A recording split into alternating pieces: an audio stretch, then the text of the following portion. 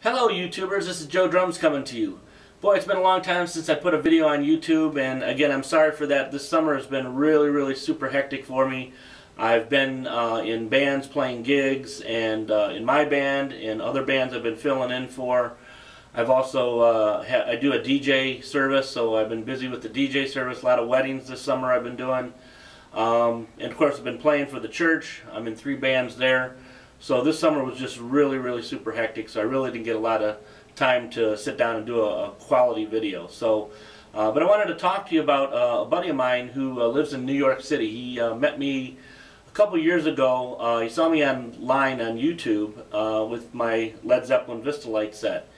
And he loved that set so much and the way I had it tuned, he went out and bought one. And he said when he gets one, he wants me to set it up and tune it for him. And I didn't realize he was from New York, and so when he told me that, I was really shocked. I was like, New York? You want me to come to New York? So anyway, he flew me out, put me up in a nice hotel, Crown Plaza Hotel. Really nice guy. His wife's really nice. Just awesome. He loves Led Zeppelin. He loves the John Bonham set, and of course John Bonham is definitely his favorite drummer. So anyway, a couple years ago I set up and tuned the drum set. And I actually have some pictures and video of this year where I went back. He flew me back again this year, this past summer, around the end of August. It was around my birthday time too, so kind of a nice birthday present. So he flew me out, and we actually hooked up a gong and a timpani that he bought, and we kind of got it set up. So later on in this video, you're going to see some pictures and some video of me kind of messing around on the drum set a little bit, some little clips and stuff, kind of a little bit of a drum solo. So I think you're going to enjoy that. In the meantime, I've got quite a few requests. I'm trying to take care of them one by one, but I have this one here that I thought was really good, and we'll kind of talk about this today. One of my subscribers, Buddy Rich Jr., he wants to know how to hold the sticks and develop his muscles in his fingers and his arms to play faster and kind of get smoother around the kit. So we're going to talk about that today. And so stick around and we'll be right back. I'll show you some clips from New York, and we'll talk to you in a little bit. Take care. Okay, so what we got here is I'm using some Vic Firth Matt Cameron sticks. These were actually sent to me by Vic Firth. So they kind of feel like a kind of a 5B 2B, kind of somewhere in the middle, so I thought I'd use these on the John Bonham set. So I've been, you know, I'm going to start using these on the set pretty soon. I want to put some grips on them and everything, but anyway, these are the Matt Camerons. I'm using a Zymox pad. I don't know if you can still get these. There's other companies that are making these, but I've had this one for quite a while. I think it was about 60 bucks, and I ended up getting it for like 45 or something like that. A buddy of mine from Guitar Center ended up getting me this.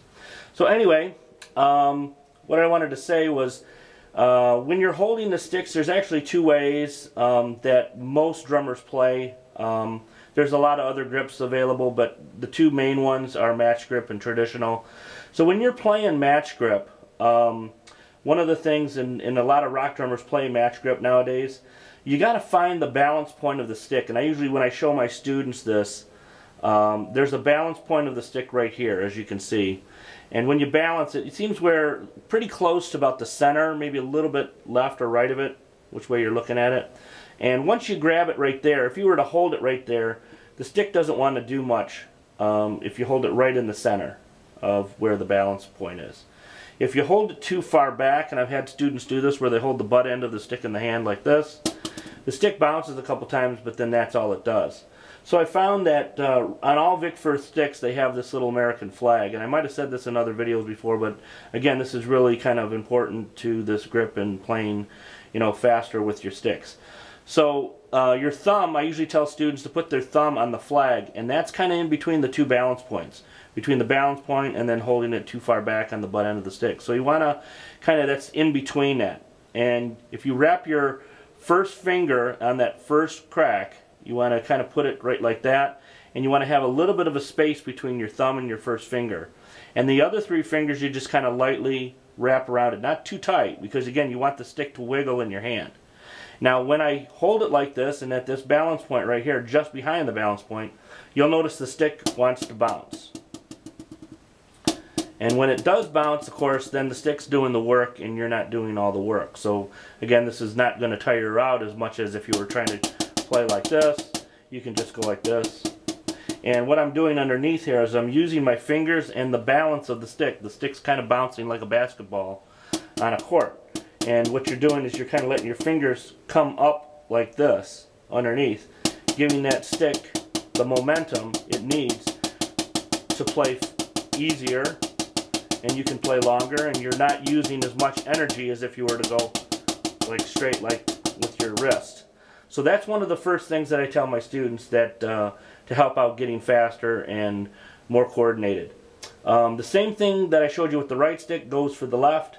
Again, thumb on the flag, the first crack right here. Again, have a little bit of a space. Have a little bit of a space between your fingers here so that the stick wants to move. And again, I'm using my fingers to bounce that stick on the pad. Okay? So that's the first thing. One of the other things, the important things about getting around the drum set quick, is to stay low. You don't want to be like playing way up high. You'll notice most professional drummers do not play way up here unless they're trying to do a big, big drum solo, and they've just got the volume going and they're bringing their sticks like way up high. And that's just to get the volume. But you don't necessarily have to do that. You can keep the sticks lower like this and be able to play real fast as well. So again, really important, keep the fingers, the thumb and first finger, again that's the fulcrum right there. Keep these other three fingers right around it just like that, and you're good to go. So that's kind of my take on how to play. So finger exercises, what I would sit and do, there is a book out called George Lawrence Stone's Stick Control. It's the gray book. If you've ever seen it, it's a really good one, and it has exercises. Some are super easy and you wonder, well, why are they so easy? Well, they're giving you those exercises easier so you can do these techniques that I'm showing you here and kind of work on them. So you might see an exercise where he's going right, left, right, left, or right, left, left, or a combination, right, left, right, left.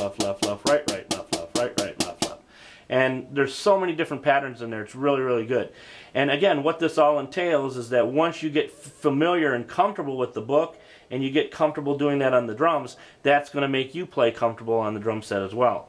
So it's really important to remember that, and it's a really good book. I teach it quite a bit in my drum lessons, and it's definitely one of those ones that if you're a serious drummer, every serious drummer needs to have that book.